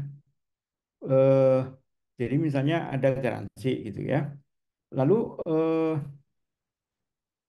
dia nggak pakai garansi, ya boleh, hak di situ. Gitu. Lalu lebih memilih kepada eh, servis di luar service center yang itu nggak pakai garansi, ya. Nah, itu juga diperbolehkan hak hak dia. Enggak di servis juga nggak apa-apa. Kira-kira gitu ya ini apa namanya guyonnya begitu. Nah, saya nggak tahu nih yang dimaksud Bu Presilia yang mana ini. Jadi kalau jadi gini, kalau pertanyaannya adalah eh, apakah apa namanya service center yang kemudian membuat lama servisnya itu harus satu persatu, ya, lalu menyebabkan orang yang sebenarnya berhak untuk mendapatkan garansi itu akhirnya nggak mendapatkan, lalu dia cenderung kepada di servis yang lain agar lebih cepat misalnya. Lalu apakah ini adil? Ya tentu kita harus lihat. Kalau yang dilakukan service center itu adalah sesuai syarat-syarat yang ada tanpa tanpa mengada-ngada, ya memang begitulah prosedurnya gitu. Ya kita nggak boleh komplain gitu. Ya misalnya eh, prosedurnya adalah paling cepat seminggu misalnya. Lalu kita bilang nggak mungkin lah seminggu gitu. Lalu kita nggak servis di situ, lalu kita servis di luar. Pertanyaannya, kalau gitu, service center ini zalim nggak yang telah berjanji itu membuat garansi? Nah, jawabannya tidak. Kenapa? Karena memang syaratnya itu adalah minimal seminggu. Kan itu. Tapi kalau syaratnya itu dibalik, maksimal seminggu, lalu molor menjadi lebih dari seminggu, zalim di situ. Ya. Makanya seringkali kan kalau kita bicara tentang hukum jual beli itu kan nanti ada dilihat ini sebenarnya perjanjian yang ada itu memihak kepada siapa. Kalau bicara minimal seminggu itu memihak kepada penjual itu. Kalau maksimal seminggu itu memihak kepada konsumen. Kan? Misalnya nih PLN di Indonesia sekarang sudah bisa bilang maksimal 24 jam. Kalau sudah bilang maksimal 24 jam, dalam konteks keadilan dia lebih memilih memihak kepada konsumen gitu, ya, menjamin konsumen agar dia bisa dilayani lebih cepat. Apalagi PLN persoalan listrik itu persoalan vital sekali, ya kan. Tapi kalau kalau kemudian disebutkan minimal diselesaikan dalam waktu 24 jam, nah itu udah ngawur kayak gitu. Itu berarti eh, klausul klausul apa namanya garansinya misalnya itu klausul yang tidak adil, ya. Berarti apa?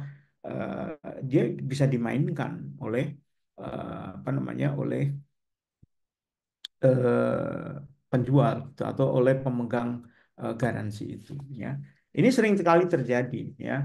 Makanya kan eh, dalam di dalam konteks ini, ya, secara personal kita harus memilih pada sesuatu yang penting kita tidak melakukan kezaliman kepada orang lain itu. Persoalan orang lain itu nggak adil kepada kita, ya sudah itu serahkan kepada Allah. Kira-kira gitu ininya, ya. Karena pengalaman pribadi saya juga begitu. Kita punya handphone, ya, tiba-tiba layarnya rusak, ya. Lalu kita masukkan ke garansi, dicari-carilah itu, ya. Oh, ketemulah itu goresan, gitu. Wah, ini jatuh nih, padahal nggak pernah jatuh sama sekali. Cuma kan kita nggak bisa membuktikan bahwa handphone itu nggak pernah jatuh. Gitu ya. Gimana cara membuktikannya? Sementara katanya ada goresan, dan goresan itu hanya bisa dilihat dengan apa namanya dengan alat tertentu gitu, ketemu goresan. Akhirnya kan garansi dipersulit. Nah, itu mungkin yang tadi dimaksud oleh Bu Priscilia ini yang apa namanya tidak adil gitu. Jadi ketika kita melihat mana pilihan itu yang akan dipilih, ya tentu kita melihatnya bukan di pilihan itu untuk menentukan adil atau tidak, ya. Jadi itu mengubah saja, mau milih di Glodok boleh, mau milih di service center juga boleh. Yang menjadi persoalan adalah kalau katakan garansi itu menjadi jaminan, ya, dari penjual, apakah jaminan yang diberikan penjual itu diberikan haknya kepada kita atau tidak? Gitu, ya. Maka kita lihat klausul-klausul yang ada di garansi itu seperti apa.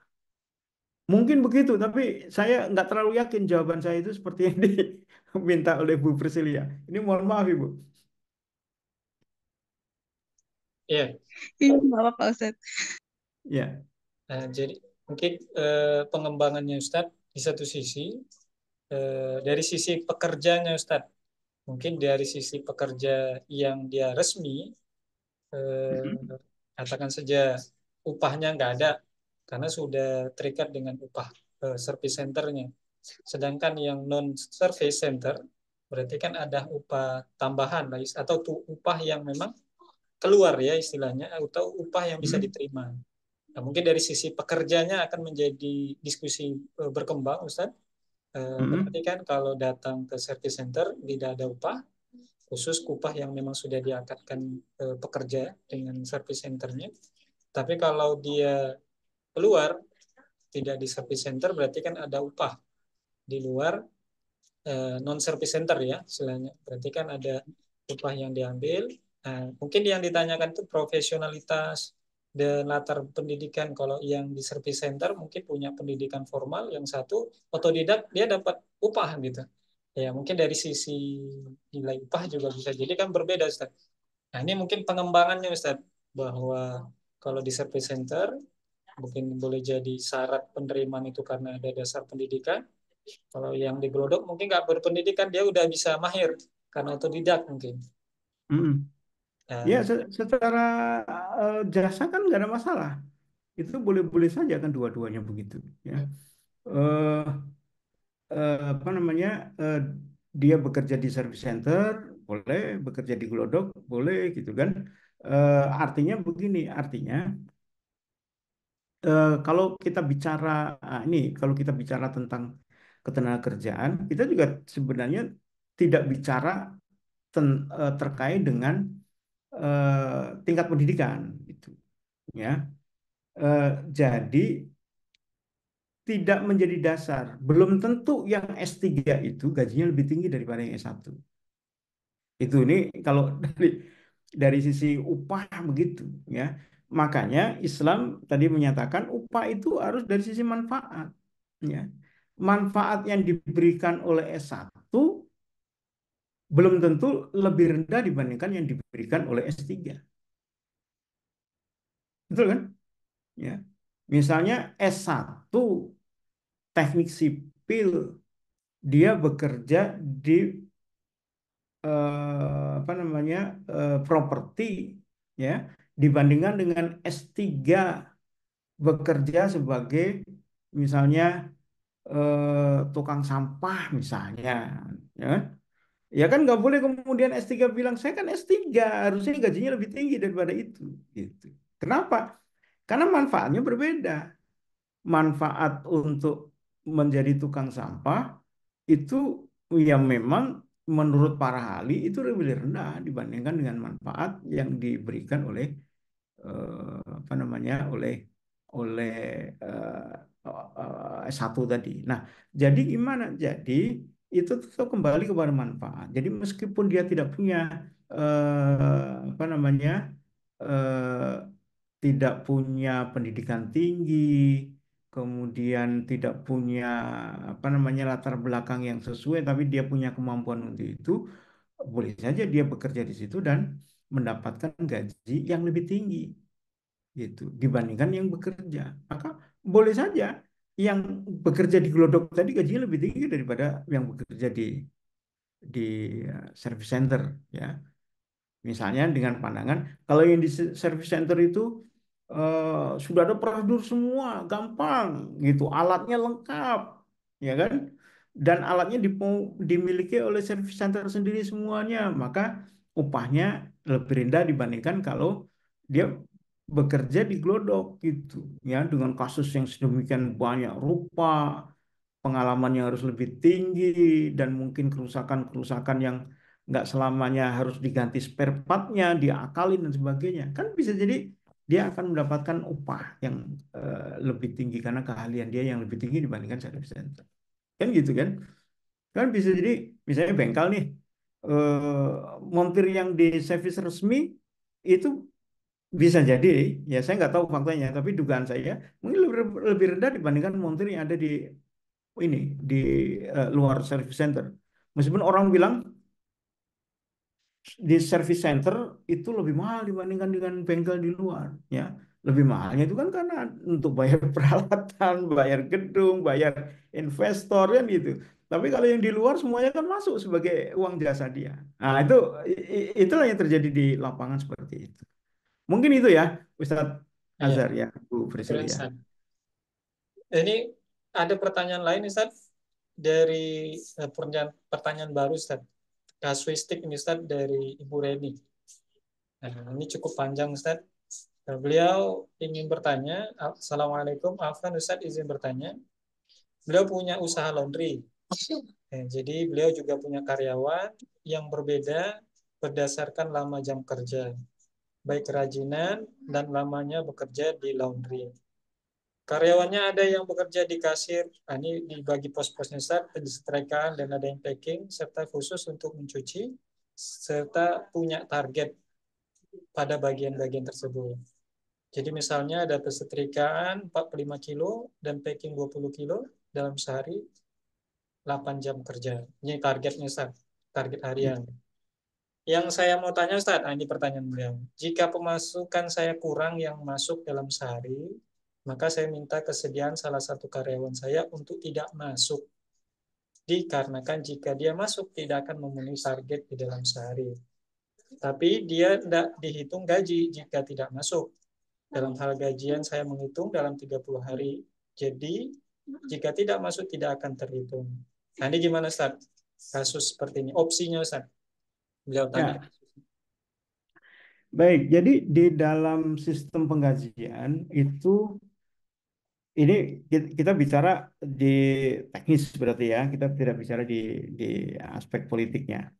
Eh, Penggajian untuk pekerja ajrul ya, ajir dengan ajir khos itu berbeda, ya. Maka eh, kalau ditanyakan bagaimana solusinya atau cara menggajinya, tahap awal adalah Ibu Reni ya, Ibu Reni harus menetapkan dulu ini pekerja ini karyawan ini masuk di dalam kriteria yang mana, ya. Ajir atau ajir khos. Ajir itu apa? Ajir itu adalah seseorang yang menerima jasa orang lain dari siapapun tanpa terikat oleh satu satu orang pemberi kerja. Ajir ya, misalnya sopir angkot kan dia boleh narik dari mana saja, ojol gitu boleh, dia boleh ngangkut siapa saja gitu. Ada ajir khos. Ajir khos ini adalah ajir yang dia harus bekerja kepada kita dengan syarat dan ketentuan dan tidak boleh digantikan oleh orang lain gitu. Nah, kalau lihat karakteristik yang Ibu tadi sampaikan, ini lebih masuk di dalam kriteria ajir khos, gitu kan? Nah, ketika bicara ajir khos, maka cara menentukan gaji itu ada dua. Satu, gaji yang ditentukan berdasarkan jangka waktu, ya. Yang kedua adalah gaji yang ditentukan berdasarkan prestasi kerja, gitu. Ada mungkin ya tadi disebut sebagai target, ya kan? Atau yang ketiga digabungkan, itu ada gabungannya antara itu. Nah, yang berdasarkan waktu itu misalnya gimana? Seseorang digaji, Anda bekerja di saya selama sebulan dari jam 8 sampai jam 4, saya gaji 2 juta sebulan. Maka ini sudah ajir khos dan waktu dia sudah dipatok. Maka dia tidak boleh bekerja di tempat lain dari waktu jam 8 sampai jam 4. Ya. Oleh karena itu, karena dia sudah me, apa namanya meluangkan waktu ya bekerja hanya kepada Bu Reni, ya, maka ada implikasinya juga. Bu Reni juga tidak boleh kemudian menggaji dia berdasarkan prestasi kerja. Kalau ada kerjaan digaji, kalau nggak ada kerjaan nggak digaji. Kenapa? Karena dia itu sudah menjaga waktunya untuk tidak bekerja di tempat orang lain, ya. Makanya seringkali di dalam bahasa kita ini yang sering disebut dengan gaji tetap gitu. Ya, gaji tetap itu apa sih? Gaji tetap itu adalah untuk memberikan kompensasi kepada karyawan kita karena dia itu sudah memplot waktu dia bekerja kepada kita dari jam 8 sampai jam 4. Jadi meskipun dia masuk tiap hari, tetapi Bu Reni ini nggak ada setrikaan misalnya gitu kan, dia tidak melakukan setrika, tetap harus dibayar. Gitu. Itu ajir khas, ya. Nah, eh, ada yang berdasarkan prestasi, ya. Silakan datang di sini, nanti kalau setiap 1 kilo saya bayar sekian gitu. Ya, nah kalau dia ajir khos, maka dia tidak bisa begitu gitu, ya, tidak bisa eh, nanti kalau berhasil sekian gitu, cuma sekian saja, itu tidak boleh. Kenapa tidak boleh? Karena kita bisa zalim pada saat tidak ada pekerjaan. Padahal dia sudah kita ikat. Ajir kos kan kita ikat, sudah kita ikat tuh waktunya itu untuk tidak kemana-mana, ya, atau tidak untuk bekerja ke tempat lain. Nah, jadi harusnya seperti itu. Maka cara yang ketiga yang bisa dilakukan seringkali para majikan ini punya risiko usaha gitu. Maka bisa ditempuh eh, tetap ada gaji pokok, ya. Gaji pokok itu diberikan, lalu ada eh, sebut itu gaji yang dihitung berdasarkan aktivitas yang dilakukan pada saat jam kerja itu. Misalnya Ibu tadi bilang gaji pokoknya 2 juta ya. Nah, nanti setiap 1 kilo yang disetrika akan tambahan 2.000 rupiah misalnya, gitu, dalam waktu itu, ya. Maka ketika itu disepakati, ya, 12 sepakat, maka pada saat Bu Reni tidak memberikan pekerjaan sama sekali, orang itu nganggur gitu, ya, maka orang itu nggak perlu protes. Kenapa? Karena masih ada gaji pokok yang 2 juta tadi, itu tetap 2 juta, ya. Nah, tetapi ya tentu namanya karyawan kan, dia di bulan berikutnya bisa bilang, Bu, kalau misalnya nggak ada begitu, cuma 2 juta saja, saya keluar saja. Ah, gitu ininya, ya. Solusinya begitu. Semudah itu sebenarnya di dalam Islam itu. Jadi nggak ada istilah PHK gitu, tiba-tiba PHK.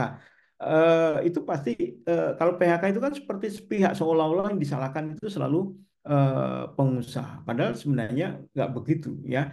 Namanya pemutusan hubungan kerja itu bisa terjadi dua arah, bisa dari pekerja, bisa juga dari pemberi majikan. Jadi kalau gimana solusinya kalau melihat seperti itu ada resiko-resiko pekerjaannya itu berkurang, maka Bu Reni bisa menggunakan cara dua itu tadi, ya. Eh, Apa namanya? eh, ada target, ada gaji pokok, ya. Target itu untuk apa? Target itu juga sebenarnya komitmen Bu Reni kan untuk memberikan itu minimal misalnya 20 kilo dalam sehari misalnya. Berarti Bu Reni itu harus memberikan target 20 sehingga pekerja itu pun bisa membayangkan berapa gaji yang akan dia terima di dalam 1 bulan kalau setiap hari itu menyetrika 20 kilogram, ya. Lalu gimana kalau misalnya ternyata kurang dari 20 kilo? Iya, kalau itu bukan unsur kesengajaan dan itu masuk di dalam item bahwa memang upah 20 kilo itu adalah upah eh, karena apa namanya? Karena prestasi kerja dia, maka itu pun diperbolehkan. Kira-kira begitu ya, Bu Reni, ya. Intinya apa? Intinya dua belah pihak ini harus sepakat, ya, untuk melakukan mekanisme perhitungan gaji. Begitu Ustaz Azhar, Bu Reni, ya. Semoga bisa dipahami, ya. Sekeren, San. Mudah-mudahan ini ditanggapi Bu Reni. Kalaupun nanti ada komen boleh dikirim di kolom komentar ya Bu ya. Kemudian kita masuk ke pertanyaan selanjutnya dari Bu Tati atau Mbak ya, mohon maaf kalau salah. Assalamualaikum, izin bertanya Ustadz. Bagaimana hukumnya upah gantung? Yaitu upah yang tidak dibayarkan biasanya sebulan pertama dan dibayar atau bisa diambil ketika dia keluar kerja. Nah, ini gimana, San? Ya, tergantung gitu. Namanya upah gantung ya tergantung. Hukum asalnya adalah berikanlah gaji sebelum keringannya kering, kan gitu. Ya, perintah Rasul kan begitu. Maksudnya apa? Selesai kerja segera tunaikan bayaran. Ya, hukum asalnya begitu. Artinya apa? Hukum ini mengenai pada pemberi kerja, majikan. Jadi majikan itu tidak boleh menunda-nunda pemberian gaji. Ya. Nah, yang saya maksud tadi tergantung itu apa? Kalau memang kesepakatan. Kesepakatannya apa? Dibayarkan setahun sekali. Ya, dua sepakat. Ya, misalnya pembantu rumah tangga itu kadang-kadang begitu kan? Dia mau ngambil gajinya itu nanti diambil apa namanya? Kalau mau mudik gitu baru diambil, ya. Nah, kan begitu. Nah, sekarang kalau diambil ketika dia keluar kerja, nah ini aneh juga gitu, ya. Pertanyaannya itu kan dia bekerja. Bekerja itu kan dia gunakan untuk membiayai hidup dia sehari-hari. Tapi kok harus ditunda baru bisa diambil, dia keluar kerja. Anggap itu adalah kesepakatan, ya. Itu saya pikir juga kesepakatan yang tidak bijak yang diberikan kepada majikan, ya. Majikan juga harus hati-hati. Misalnya begini, ketika ada seseorang, kita sepakati gaji sebulan 2 juta gitu ya. Lalu kita sepakati, oke lah kalau begitu kita bayarkan nanti ya setahun sekali. Hukumnya boleh, tapi ingat, ingat nih, sebulan itu sudah 2 juta. Berarti uang 2 juta yang dipegang majikan itu utang, itu. Nah, ini konteksnya ke utang, nih. Harus hati-hati dengan utang. Jangan sampai uang itu kemudian kita pakai, ya. Lalu kita pada saat yang bersangkutan membutuhkan kita nggak sanggup bayar, itu kan ironi gitu, ya. Maka perjanjian yang bijak itu adalah kalau sebulan bulan, kalau misalnya yang bersangkutan nggak mau terima bulan itu, pengen setahun sekali, fungsikan itu sebagai titipan. Berarti pekerja kita nitip, ya. Sama seperti ini. Misalnya ke Bu Tati bilang, Bu, saya nggak ambil gajinya, nanti aja kalau misalnya saya mau keluar gitu dari kerja ini baru saya ambil. Maka majikan yang bijak, kalaupun menuruti ini, gajinya itu jangan dipakai. Karena dalam perjanjian itu kan tidak ada juga perjanjian bahwa Bu Tati itu boleh menggunakan gaji yang digantung tadi, kan gitu. Ya, berarti apa? Itu sifatnya titipan. Kalau titipan, wajib hukumnya meminta izin kepada orang yang menitipkan kepada kita ketika kita mau menggunakan dana itu, gitu. Jadi eh, satu, kalau ditanyakan bagaimana ringkasnya ya hukum upah gantung dalam kalau dikaitkan dengan hukum asal, maka tentu ini tidak dianjurkan oleh Islam. Gaji itu diberikan sesuai dengan sebelum keringannya itu kering. Kemudian yang kedua, kalau andai itu tetap dilakukan dan itu atas kesepakatan berdua, ya, maka harus difungsikan atau diposisikan dana itu adalah dana titipan, bukan gaji yang ditangguhkan, ya, tetapi titipan saja. Maka tugas majikan itu harus menyimpan itu dengan aman. Kalau ternyata hilang gimana uangnya, maka menjadi tanggungan pekerja, karena eh, eh, yang menjadi yang mewakilkan itulah yang menanggung tanggung jawab atas kesalahan yang dilakukan oleh wakil. Nah, sementara majikan itu menjadi wakil dia untuk nyimpan gitu. Ini hukumnya begitu. Nah, ini tentu akan menarik ya kalau kedua belah pihak itu paham betul ya tentang hukum-hukum yang lain, hukum tentang titipan, hukum tentang apa namanya utang, hukum tentang macam-macam gitu. Nah, kalau itu semuanya dirangkum, saya yakin kesimpulannya adalah kalau gitu jangan buat hukum gantung, ya. Bayarin aja tiap bulan, majikan nggak terbebani untuk itu kan itu ya. Dan urusan hilang dipakai dan sebagainya itu biar urusan orang yang bekerja tadi. Kira-kira begitu mungkin Ustadz Azhar. Jadi saya baru tahu nih ada istilah upah gantung nih, ya. Ya, maaf Ustadz, Ya, ini kebetulan saya juga mengalami gitu ya, dan memang ini terjadi Ustadz mayoritas di pabrik-pabrik misalnya kayak di mm, Bandung gitu ya. Dan ya, memang ini karyawan baru itu yang mau tidak mau, ridho tidak ridho, butuh tidak butuh gitu ya. Dia memang harus menerima kesepakatan itu karena ketika dipanggil bekerja itu dari pihak HRD itu ada yang memberitahukan misalnya nanti upah pertama kamu tidak dibayarkan ya, itu bisa diambil ketika keluar. Jadi tidak bisa ada kesepakatan kata Ustadz tadi bolehlah bikin kesepakatan nanti bisa diambil setahun atau berapa tahun itu tidak bisa begitu Ustadz. Jadi kita mm, tuh pekerja baru tuh mau tidak mau dipaksa menerima pemberitahuan dari perusahaan misalnya gaji kamu sebulan pertama tidak dibayarkan nanti ya berapa tahun pun kita bekerja di situ nanti itu dikembalikan gitu dan kita tidak tahu oh, upah yang digantung itu dipakai apa oleh perusahaan dan kita juga tidak akhirnya bisa merubah akad atau misalnya minta pertimbangan ini jadi saya titip ya gitu fungsinya nggak gitu jadi mau nggak mau nerima gitu Ustaz.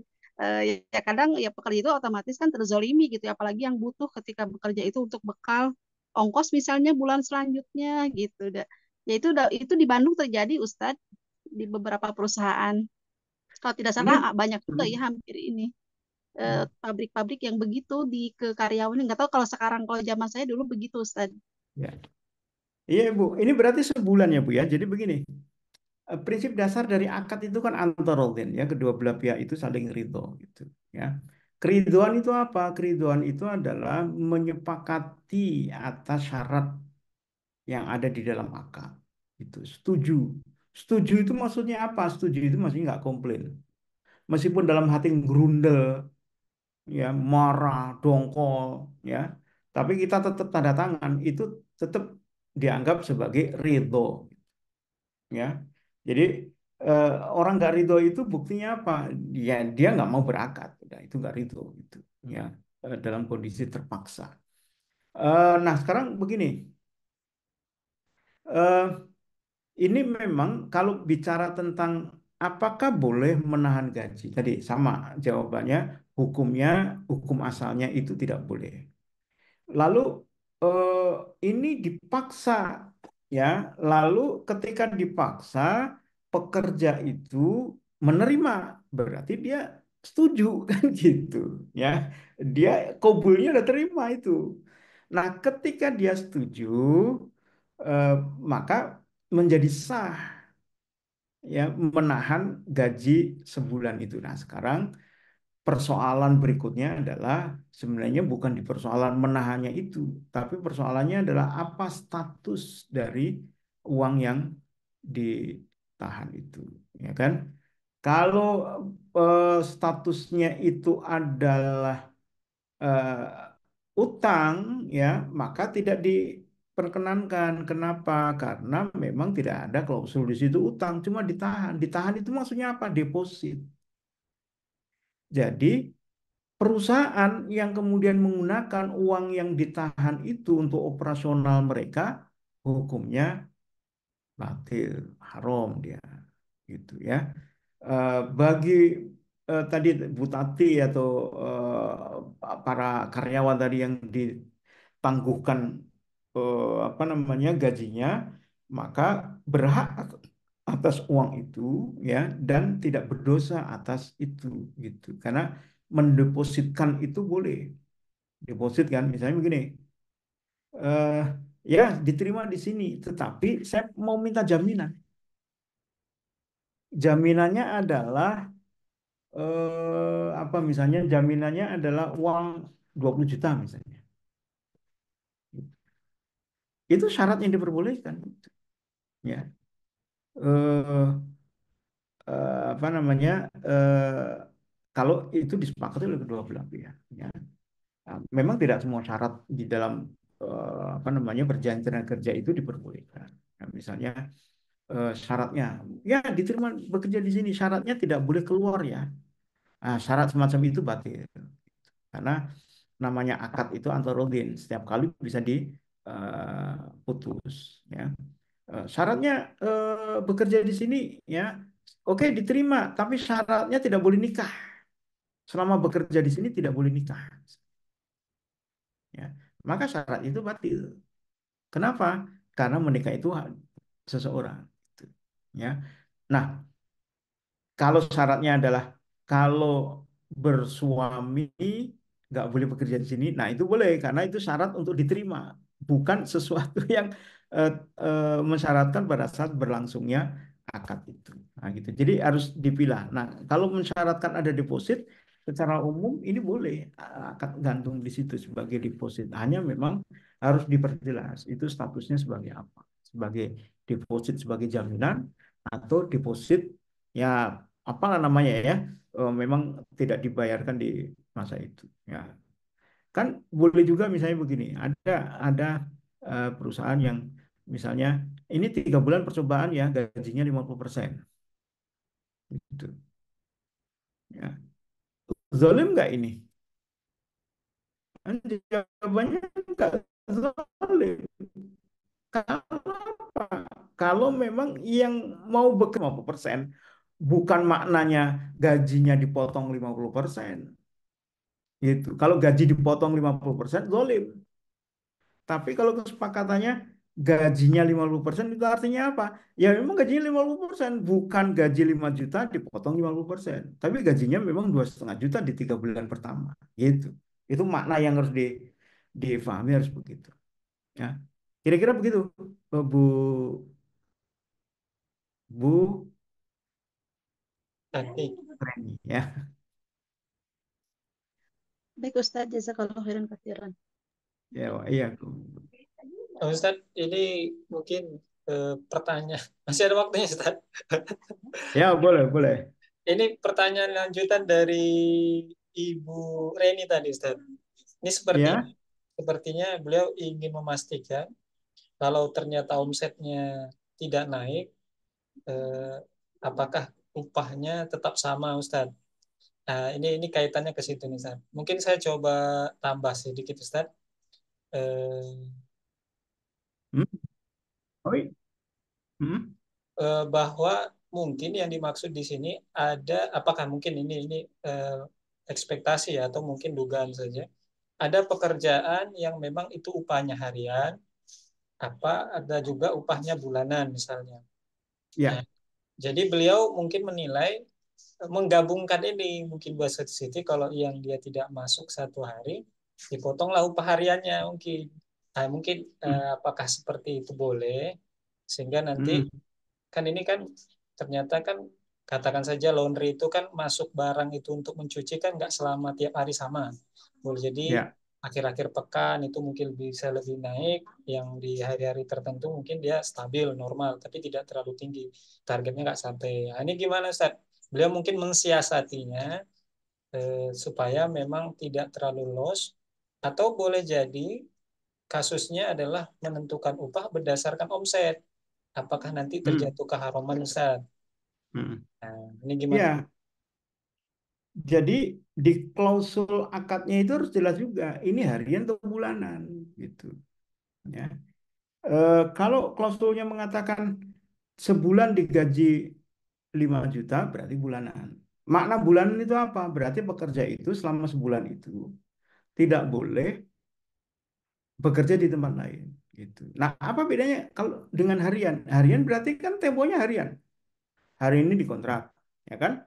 Maka maknanya apa? Besok itu seolah-olah itu dikontrak ulang gitu. Jadi hari ini masuk nih. Terus Bu Rani bilang, besok masuk ya, gitu kan? Nanti hari lainnya berikutnya bilang, besok masuk ya, gitu. Nah, makna ketika besok masuk ya, kemudian karyawan kita bilang, baik Bu, gitu. Berarti dia sudah dikontrak, besok harus masuk. Dia tidak boleh bekerja di tempat lain, gitu. Tetapi karena ini harian, maka ketika kita bilang besok masuk ya, karyawan itu bilang, maaf Bu, besok saya kerja di laundry yang lain. Nggak boleh marah Bu Deni. Kenapa? Karena memang kontraknya harian. Gitu. Apa namanya, ajir khasnya itu harian gitu. Nah, makanya makanya orang memilih mau harian, mingguan, bulanan, atau tahunan kan gitu. Ya, tahunan itu misalnya dikontrak setahun, maka harusnya maknanya adalah gajinya selama setahun. Tapi mungkin karena gaji setahun itu nggak mungkin kan, karena operasional itu bulanan, gaji setahun dibayarkan tiap bulan sekian. Nah, itu bisa gitu. Maka selama setahun itu, karena sudah dikontrak nih selama setahun, apa namanya, majikan juga tidak boleh memberhentikan di tengah jalan. Gitu. Maka inilah yang kemudian melindungi para karyawan untuk tidak seenaknya di PHK. Ya, jadi misalnya udah dikontrak sebulan nih, baru 5 hari, lalu bilang, Pak, udahan ya kerjanya, besok nggak usah masuk lagi. Gimana nih cara penyelesaiannya? Maka kita harus bayar gaji dia selama sebulan, meskipun kita pecat 5 hari itu. Kenapa? Karena kontraknya sebulan. Nah, inilah nanti mungkin 2 minggu lagi ya kita bahas tentang konflik ketenagakerjaan, ya bagaimana menyelesaikan itu. Ini yang menjadi apa namanya, persoalan-persoalan. Kalau dalam kitab ini menarik ini, Syekh Abdurrahman Al-Wiki menyatakan tidak mengenal masalah perburuan gitu. Nanti kita bahas nih apa yang dimaksud dengan tidak mengenal masalah perburuan. eh, kita bisa memahami kalau Islam diterapkan, maka semestinya masalah-masalah PHK, masalah-masalah apa namanya gaji yang tidak sesuai dan sebagainya itu bisa diselesaikan dengan hukum-hukum Islam. Tidak seperti sekarang, nggak ada penyelesaiannya. Ya PHK PHK aja udah gitu kan. Ya, lalu untuk melindungi ada pesangon. Nah, pertanyaan di dalam Islam itu kalau ada orang yang di PHK perlu ada pesangon nggak? Kan gitu. Nah, nanti kita bahas yang berikutnya. Insya Allah. Barangkali gitu. Ya, ini kayaknya kita tunggu di pekan selanjutnya. Gimana, Ustaz? Ya, dikit aja nih biar nggak penasaran ya. Jika mengganti akarnya menjadi akad harian, apakah boleh saya memberikan jatah libur dalam sebulan karyawan saya? Kalau harian, ya harian ya terserah. Konsekuensinya sama seperti tadi. Harian misalnya besok, misalnya kontraknya harian, kontrak harian kemudian besok bilang besok libur ya, ya boleh. Ya, namanya juga harian gitu. Tapi kalau kontrak bulanan ditentukan di awal, liburnya tiap hari Sabtu Minggu libur, misalnya gajinya sekian. Maka Sabtu Minggu itu memang di dalam satu bulan itu yang bersangkutan tidak boleh kita kenakan pekerja gitu. Memberikan jatah libur dalam sebulan ke karyawan. Ya boleh. Kontraknya harian berarti diperbarui setiap hari. Lalu ada klausul nanti kalau hari-hari ini ya memang nggak ada pekerjaan tiap hari Minggu nggak kerja ya. Gitu. Kan sama seperti kalau kita ke tukang, tukang kan harian, betul kan? Tukang itu harian. Tapi ada kesepakatan setiap hari Minggu libur atau setiap hari Jumat libur gitu. Nah, boleh kan gitu. Barangkali gitu. Insya Allah nanti kalau masih penasaran kita akan diskusikan lebih lanjut lagi. Insya Allah. Ya. Iya. Langsung, Ustaz, kalau ada yang mau disampaikan sebagai closing statement untuk malam ini, Ustaz. Ya, baik, Bapak Ibu sekalian, ya closing statement-nya adalah ini memang persoalan, kalau kita bicara persoalan politik, ya, ini kita memang tidak membahas tentang fikih muamalah ya, atau muamalah antar individu per individu, tapi dalam konteks sistem, konteks negara dan sebagainya, maka kita bisa mendapati Islam ketika nanti diatur oleh negara, maaf, ketika negara mengatur dengan menggunakan Islam, maka di dalam daulah Islam itu akan mendudukkan standar upah itu berdasarkan manfaat, tidak berdasarkan harga dari barang-barang yang diproduksi. Kira-kira gitu intinya sebenarnya di situ ya. Baik, terima kasih Bapak Ibu sekalian. Mohon maaf jika ada kekurangan. Assalamualaikum warahmatullahi wabarakatuh.